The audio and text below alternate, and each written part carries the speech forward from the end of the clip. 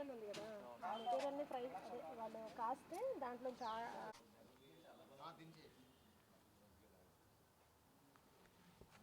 ఒకటే కవర్ కావాలి. ఆ మూగిడి మూగిడి మూగిడి పెట్టి ఆ పొయ్య మూగిడి మాకు ఆ డ్రైని ఫ్రై చేశారు కదా.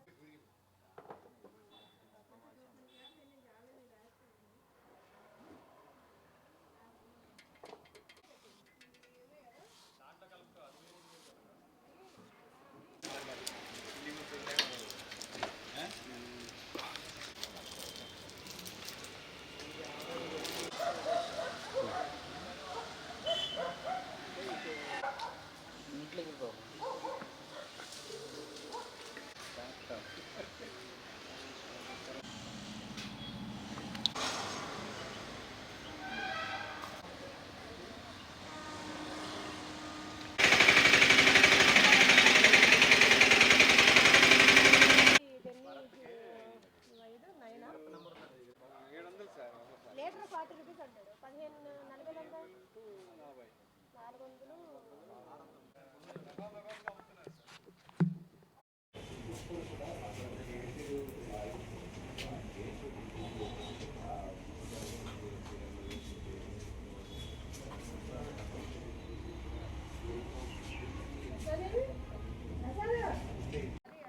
దాంతో అది బర్న్ చేస్తేనే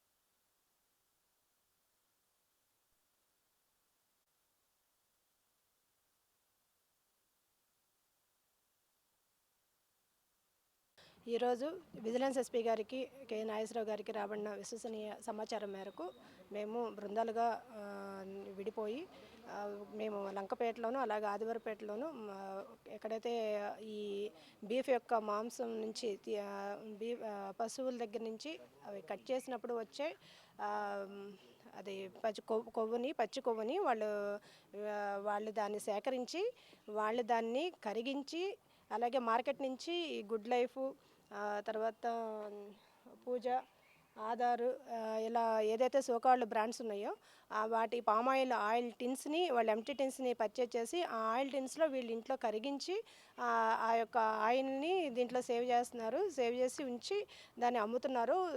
వాళ్ళు ఇక్కడ జన్నయ్య అనే అతను ప్రజెంట్ మనం అతని ఇంటి దగ్గర ఉన్నాము. జన్నయ్య అనే అతను దీన్ని కలెక్ట్ చేసి అతను పశువుల్ని కట్ చేస్తాడు. అతనితో పాటు అతని దగ్గర ఉన్నాయి కాకుండా చుట్టుపక్కల కూడా అతను కలెక్ట్ చేసి అతని ఇంటి దగ్గర అతను కాచి అది మనం ఇక్కడ చూడొచ్చు. ఇక్కడ కాస్తున్నాడు అతను కాచి దాన్ని టిన్స్ని కలెక్ట్ చేసి టిన్స్లో దాన్ని సేకరించి దాన్ని నిల్వ చేసి ఉంచుతున్నాడు. దీనిని షౌకత్ అనే అతను ఇంకో అతను ఇక్కడే ఉన్నాడు. ఇతని దగ్గర నుంచి అలాగే కొంతమంది ఇలాగే జన్నయ్య లాంటి వాళ్ళు కొంతమంది ఎవరైతే దీన్ని కాస్తారో వాళ్ళ దగ్గర నుంచి కూడా ఇతను కలెక్ట్ చేసి చుట్టుపక్కల కామవరపుకోట నుంచి అలాగే ఇంకా సరౌండింగ్స్ నుంచి కూడా ఇతను ఎక్కడైతే కలెక్టింగ్ పాయింట్స్ ఉంటాయో అక్కడ నుంచి ఈ టిన్స్ని ఒక వెహికల్ ద్వారా అతను వాళ్ళ దగ్గర నుంచి 700 రూపాయలకి అతను పర్ టిన్ అది 15 లీటర్స్ ఉంటుంది. అది కలెక్ట్ చేస్తాడు. కలెక్ట్ చేసి వాళ్ళకి 700 అమౌంట్ ఇచ్చి ఇతను సామర్లకోటలో ఉన్న నజరత్ అతను ఇలాగే చాలామంది ఈ షౌకత్ లాంటి వాళ్ళని చాలామంది ఎవరైతే లంసంగా కలెక్ట్ చేస్తారో ఆ పాయింట్స్ని పెట్టుకొని అతను వీళ్ళందరి దగ్గర నుంచి ఈ కొవ్వుని తీసుకుంటా టిన్స్ని కలెక్ట్ చేస్తాడు అతను. ఇవి మేము చుట్టుపక్కల వంకాయగూడెం వీటిలన్నిటిలో బీఫ్ అమ్మే వాళ్ళ షాపులను కూడా ఇప్పుడు వెళ్ళి తనిఖీ చేసాము. వాళ్ళని అడిగితే వాళ్ళు చెప్పేది ఏంటంటే ఇవి కొన్ని ఏదైతే పచ్చి కొవ్వు ఉందో దాన్ని కూడా కొంతమంది హోటల్స్ కూడా తీసుకెళ్తారు. ఈ షార్ వాళ్ళు వాటిలో కలుపుతారు, దీన్ని తీసుకెళ్తారని కూడా వాళ్ళు చెప్పడం జరిగింది. వీళ్ళు ఎటువంటి కాసేవాళ్ళు కానీ ఇతను కలెక్ట్ చేసే అతనికి కానీ ఎటువంటి వాళ్ళకి లైసెన్స్ లేదు. ఇది అనాథరైజ్డ్గా అక్రమంగా జరుగుతుంది. దీనివల్ల మానవుల యొక్క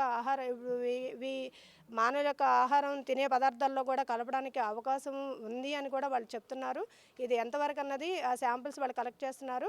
ఇది మానవుల యొక్క ఆహార భద్రతకి సంబంధించిన విషయం కాబట్టి దీని మీద క్రిమినల్ కేసులు కూడా బుక్ చేయడానికి మేము ఈ టూ టౌన్ పోలీస్ స్టేషన్ వాళ్ళకు కూడా ఈ యొక్క మెటీరియల్ని సీజ్ చేసి అందిస్తున్నాము.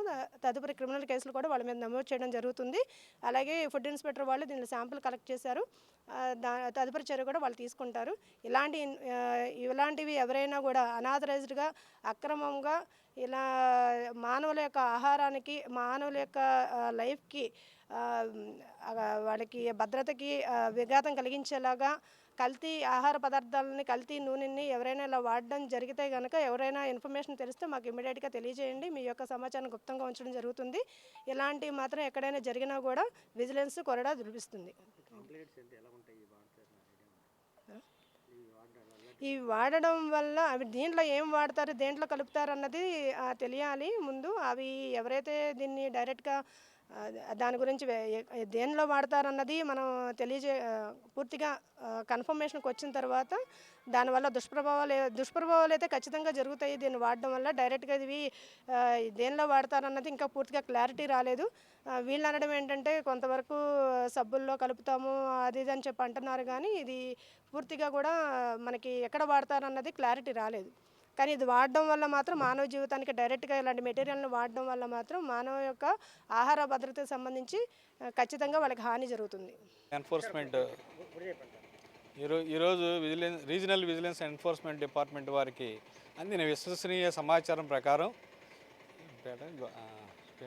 లంకపేట, ఏలూరు లంకపేట నందు కొంతమంది వ్యక్తులు, ఇజ్రాయిల్పేట లంకపేట నందు కొంతమంది వ్యక్తులు పశు కొవ్వుని ఆయిల్ కింద తయారు చేసి దాన్ని మానవాహార వినియోగం కొరకు కొన్ని ఫాస్ట్ ఫుడ్ సెంటర్స్కి విక్రయిస్తున్నారని వారికి వచ్చిన సమాచారం ప్రకారం వారి సిబ్బందితో ముందుగా ఈ ప్రదేశంకు విచ్చేసి దాన్ని కన్ఫర్మ్ చేసుకున్న తర్వాత ఫుడ్ సేఫ్టీ డిపార్ట్మెంట్ నేను అసిస్టెంట్ ఫుడ్ కంట్రోల్ ఏలూరు మరియు వెస్ట్ గోదావరి జిల్లా మా ఇన్స్పెక్టర్ గారితో కలిసి ఈ ప్రదేశానికి వచ్చి చూడగా ఒక్కొక్క ప్రదేశం 2 ప్రదేశాల్లో కూడా 15 లీటర్ల టిన్నుల్లో ఈ కొవ్వు యానిమల్ ఫ్యాట్ నిల్వ చేస్తుంది. దీన్ని దేనికి తయారు చేస్తున్నారో, దీనికి ఏమన్నా పరిమితులు ప్రభుత్వం వారి అనుమతులు కానీ ఉన్నాయా, ఇది ఎవరికి విక్రయిస్తున్నారని విచారించగా వీళ్ళు సరైనటువంటి సమాచారాన్ని మాకు తెలియపరచలేదు. కనుక ఇది మానవ ఆహారం కొరకు ఫాస్ట్ ఫుడ్ సెంటర్స్కి విక్రయిస్తున్నట్టుగా అనుమానం వ్యక్తపరిచి ఈ శాంపిల్స్ని కూడా తీస్తున్నాము. ఇక్కడ ఉన్నటువంటి ఈ 26 టిన్స్ని కూడా రిపోర్ట్లు వచ్చే వరకు కూడా సీజ్ చేసి రిపోర్ట్లు వచ్చినాక వీళ్ళపైన చట్టపరమైన చర్యలు తీసుకుంటామని తెలియదు. అలాగే ఎవరైనా కానీ ఇటువంటి అక్రమాలకు పాల్పడితే వారి మీద కూడా ఫుడ్ సేఫ్టీ స్టాండర్డ్ అథారిటీ అందరి నియమ నిబంధనలు అనుసరించి వారిపై కఠినమైనటువంటి చర్యలు తీసుకుంటామని కూడా తెలియపరుస్తున్నాం. దీన్ని వీళ్ళు తెలియపరిచేది ఏంటంటే చుట్టుపక్కల ఉన్నటువంటి ఈ ఎవరైతే పశువుల్ని కట్ చేస్తారో, స్లాటరింగ్ చేస్తారో వాళ్ళ దగ్గర నుంచి ఈ కొవ్వునంతా మాంసాన్ని కలెక్ట్ చేసి దీన్ని కరిగించి దీన్ని సామర్లకోటలో నజీర్ అనే వ్యక్తికి కోట బజార్లో అతనికి వచ్చి ఇక్కడ కొనుగోలు చేసి తీసుకెళ్తాడు. దాన్ని సబ్బులు కానీ చేస్తున్నారు, కానీ సబ్బులు తయారు చేస్తానికి దీన్ని ఒరిస్సా పంపిస్తామని చెప్తున్నారు. కానీ ఎటువంటి ధృవీకరణ పత్రాలు కానీ ఎటువంటివి లేవు. కనుక వీళ్ళపైన ఈ మచ్చలను సేకరించి హైదరాబాద్లోని నాచారం ఫుడ్ సేఫ్టీ ల్యాబ్కి ఎనాలిసిస్ కోసం పంపిస్తున్నాం. ఈ రిపోర్ట్స్ వచ్చిన వెంటనే వీరిపై చర్యలు తీసుకుంటామని తెలియపరుస్తున్నాం. నమస్కారం.